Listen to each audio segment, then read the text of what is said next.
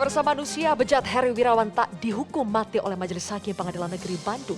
Vonis yang dijatuhkan kepada predator seksual yang memperkosa 13 santriwati hingga melahirkan 9 bayi ini lebih ringan dari tuntutan jaksa yang menginginkan Heri dihukum mati dan dikebiri. Hukuman mati tidak dijatuhkan karena Majelis Hakim berpendapat hidup manusia adalah suci. Namun sebagian publik berpendapat hidup manusia seperti Heri adalah keji dan menjijikan. Keluarga korban kecewa dengan putusan yang dinilai tidak memberikan keadilan kepada para korban yang harus hidup menanggung trauma seumur hidup. Bahkan keputusan soal restitusi atau ganti rugi yang malah dibebankan kepada negara juga mengundang masalah. Restitusi sebesar 331,5 juta rupiah dibebankan ke Kementerian Pemberdayaan Perempuan dan Perlindungan Anak. Padahal menurut Menteri Bintang Puspayoga, restitusi korban Heri tidak bisa ditanggung negara karena tidak ada skema aturannya. Nah loh, jadi gak jelas kan buat korban? Majelis Hakim berdalih Heri Wirawan tak bisa lagi dikenakan hukuman tambahan restitusi maupun kebiri karena sudah dijatuhi hukuman seumur hidup. Jadi Heri Wirawan, si manusia zalim ini sudah lolos dari hukuman mati, lolos juga dari tanggung jawab ganti rugi kepada para korban. Apakah hukuman seumur hidup cukup memberikan keadilan dan perlindungan bagi para korban kekerasan seksual Heri Wirawan? Apakah bisa menghasilkan efek jera bagi bibit-bibit predator lainnya? Apakah RUU Tindak Pidana Kekerasan Seksual bisa jadi jawaban atas ketidakpastian perlindungan terhadap korban kekerasan seksual? Inilah kontroversi selengkapnya. Vonis tanggung predator seksual bersama saya, Zilvia Iskandar.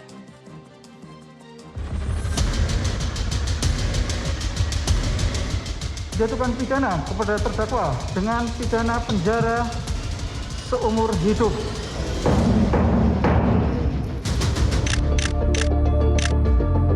Jadi yang fokusnya itu jangan hanya ke pelakunya saja tuh, karena kalau pelaku sudah dihukum mati nggak bisa dikejar restitusinya. Yang perlu dipikirkan adalah korban saat ini itu kondisinya seperti apa. Di pasal 67 disebutkan kalau dijatuhkan mati atau seumur hidup tidak boleh guna tambahan. Tapi itu sebenarnya nanti saya tidak akan ngomong di sini karena itu ada menimbulkan perdebatan pasal itu. Kita hormati dulu lah. Cuman dia lupa hakim itu. Ternyata hukuman lain ada yang tambahan, restitusi, nyerahkan ke PPA. Itu kan jadi hukuman tambahan. Itu tidak konsisten.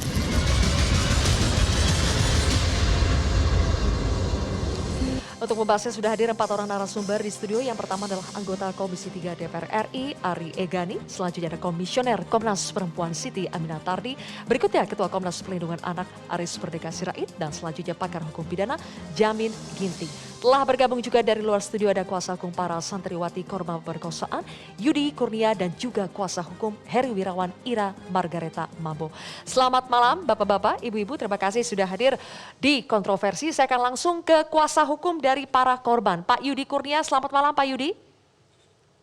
Malam Mbak, selamat malam semuanya. Baik, Pak Yudi, tak jadi dihukum mati. Apakah korban dan keluarga korban bisa menerima dengan vonis hukuman penjara seumur hidup? Nah itu yang jadi persoalan sekarang di keluarga korban. Ini sangat ada kekecewaan dari keluarga korban karena tidak sesuai dengan harapan.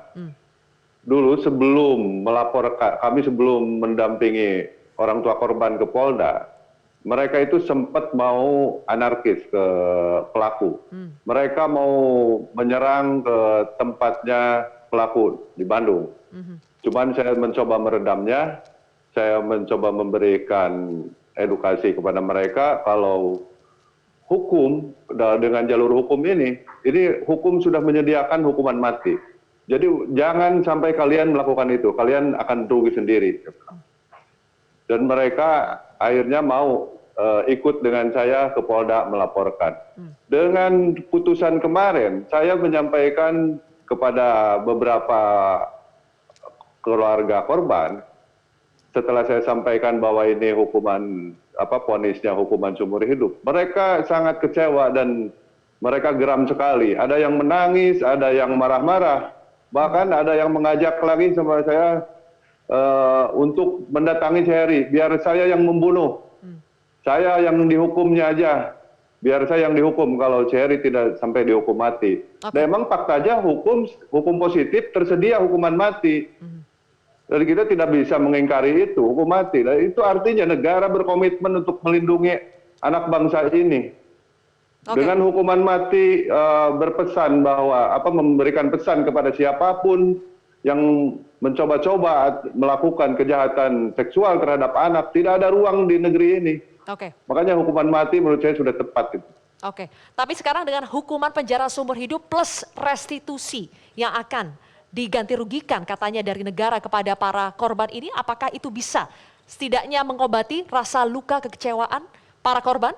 Nah, jangankan hukuman seumur hidup atau restitusi, Pak. Hukuman mati aja belum tentu bisa mengobati hati sakitnya perasaan mereka. Mereka tetap dengan kejadian ini, mereka bilang kepada saya, dengan kejadian ini, mereka harus menanggung beban. Ya. Dengan telah mencatat sejarah kelam ini akan ditanggung seumur-umur oleh keluarga, bahkan secara turun-temurun. Di mana sisi keadilan ini?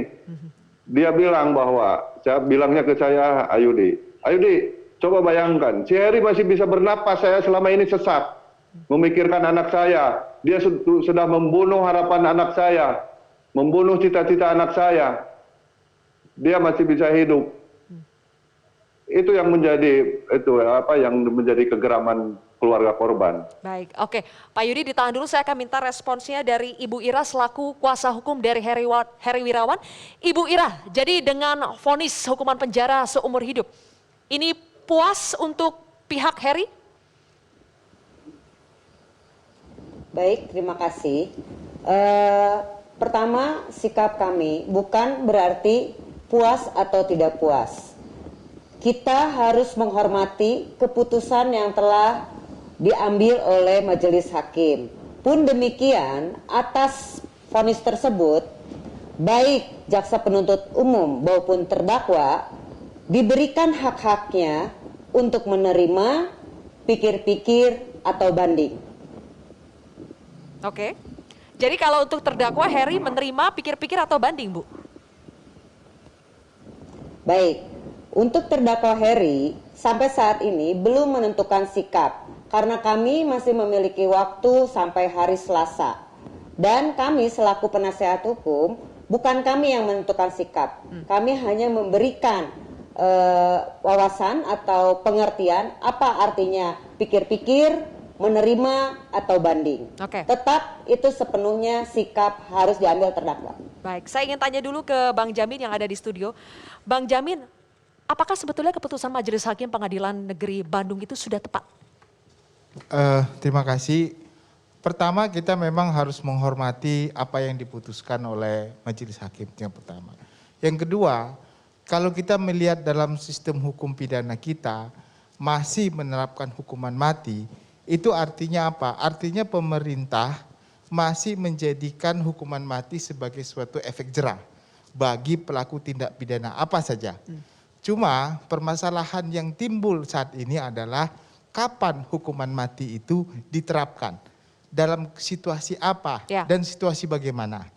Nah, dalam kondisi sekarang ini hakim menilai ternyata hukuman mati yang terhadap kasus Heri ini belum waktunya diberikan.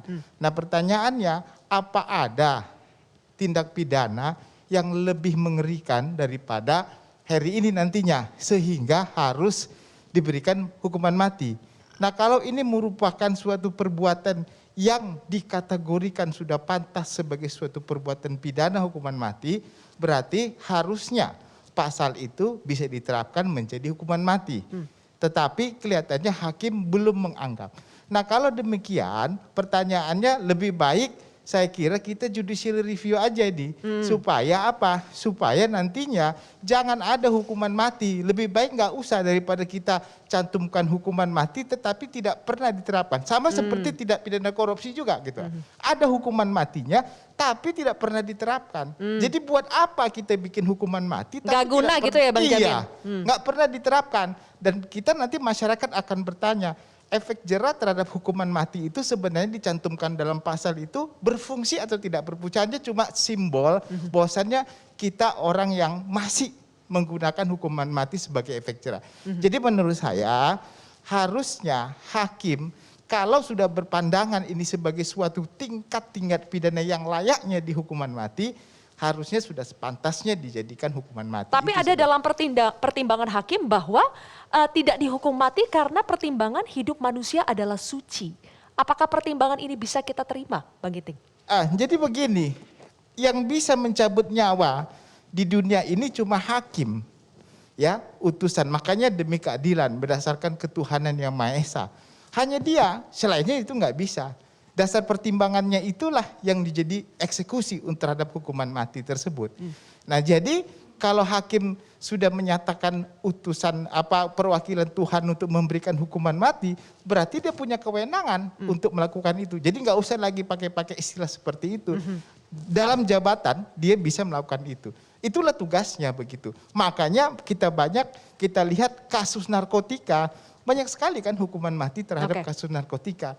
Nah, sekarang berarti hakim punya kewenangan untuk itu. Kenapa dalam kasus ini dia mengatasnamakan seperti itu. Tapi intinya Bang Jamin, kalau secara fakta-fakta persidangan semua unsur pidana untuk dijatuhi hukuman mati sebetulnya terpenuhi. Tapi ini tinggal balik lagi keputusan dari hakim saja mau menjatuhkan atau tidak. Nah, sayangnya kita itu di Indonesia itu tidak ada binding by jurisprudence.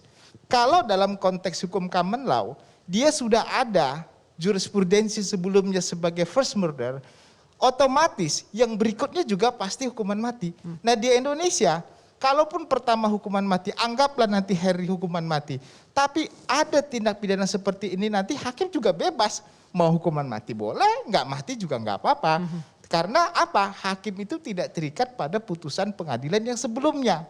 Nah, jadi kalau seperti ini tidak akan pernah ditemukan dalam kasus seperti ini akan ada hukuman mati. Tidak akan pernah. Baik, saya ingin tanya ke Ibu Ami, Bu Ami dari Komnas Perempuan. Banyak sekali perdebatan apakah sebetulnya Harry ini harus dijatuhi hukuman mati atau tidak. Anda melihatnya seperti apa kalau dari perspektif perempuannya? Apakah memang betul ketika dijatuhi hukuman mati itu bisa memberikan kepuasan, keadilan kepada para korban? Iya, pertama-tama tentu Komnas Perempuan menyampaikan empati kepada seluruh korban dan menyampaikan apresiasi kepada para pendamping korban yang telah dan terus mendampingi korban sampai saat ini. Nah, terkait dengan kontroversi pidana mati, pidana seperti tadi yang disampaikan oleh kuasa hukum korban, pidana apapun sebenarnya tidak bisa memulihkan korban, ya, pidana matikah, pidana seumur hidupkah, pidana kebirikah. Luka korban tidak akan pernah sembuh seumur hidup. Betul, luka korban tidak akan sembuh. Namun ada prinsip yang harus kita lihat bahwa ketika kita memperjuangkan keadilan atau memperjuangkan sebuah nilai-nilai kemanusiaan, kita kan memperjuangkan korban adalah memperjuangkan nilai-nilai kemanusiaan. Maka caranya pun tidak boleh kita melanggar nilai-nilai kemanusiaan itu sendiri dengan mencabut hak hidup orang lain, termasuk hak hidup dari pelaku. Betul bahwa secara normatif itu hukuman mati masih ada di Indonesia, tapi kita juga tidak boleh melupakan bahwa hak hidup pun itu diakui dan dijamin di Indonesia, sehingga perdebatan ini kembali kepada hak hidup seseorang, dan kita tidak bisa menyandarkan bahwa ketika kita menginginkan sesuatu lantas menggunakan berbagai cara. Itu satu hal. Kemudian terkait tadi yang Pak Jamin sampaikan untuk efek jera gitu. Pertanyaannya, benarkah pidana mati atau pidana kebiri kimia itu akan menimbulkan efek jera untuk semua tindak pidana? Nyatanya tidak. Pidana mati tidak akan efektif untuk mencegah orang lain melakukan tindak pidana serupa. Ini kita bisa lihat, pidana mati sudah banyak dilakukan atau dijatuhkan, tapi tindak pidana juga tetap terus terjadi. Baik. Yang harus dilihat juga satu hal, sistem pemasyarakatan kita saat ini sudah tidak menganut sistem penjeraan, tapi pemulihan. Karena bagaimanapun kejahatan itu terjadi karena konstruksi masyarakat. Baik. Oke, saya ingin minta tanggapannya ke Pak Yudi, terutama poin bahwa hak hidup manusia. Bagi pihak yang kontra dengan vonis hukuman mati, argumennya adalah hak hidup manusia itu harus tetap dipegang gitu loh. Bagaimana tanggapan dari Pak Yudi? Ya, Mbak, hak hidup semua orang itu harus dihargai. Itu bagian daripada hak asasi manusia. Tapi jangan parsial membaca aturan itu, melihat hak-hak untuk hidup seseorang itu. Ini ada hak lain juga yang harus kita hormati juga ya. Hak anak untuk meraih cita-citanya, hak anak untuk menjalani masa-masa remajanya. Ini korban ini udah 13 dan 9 anak yang dilahirkan. Kurang fakta apa lagi untuk divonis hukuman mati. Hukuman mati ini saya rasa sah. Yang tidak boleh itu mengambil nyawa seseorang tanpa ada aturan, sewenang-wenang. Itu yang dimaksud tidak boleh. Harus dihargai hidup seseorang itu. Kalau ngomong masalah HAM, hukuman 6 bulan, hukuman 1 bulan tanpa ada aturan itu adalah penyekapan. Itu pelanggaran HAM. Hukuman mati kalau tidak ada aturannya, itu pembunuhan namanya. Baik. Tetapi karena ada aturannya, diperbolehkan seseorang yang belum dinyatakan oleh hakim dinyatakan bersalah sudah ditahan duluan. Karena aturannya dalam KUHP ada, dia sah, tidak melanggar hukum. Oke. Termasuk hukuman mati. Hukuman mati kalau diatur dengan undang-undang, yang tidak boleh itu sewenang-wenang. Baik, oke. Saya nanti minta tanggapannya dari Ibu Ira juga dan juga berbicara soal hak anak. Saya ingin tanya nanti pendapatnya dari Pak Aris, tapi kita harus jeda terlebih dahulu. Pemirsa, kontroversi akan kembali sesaat lagi.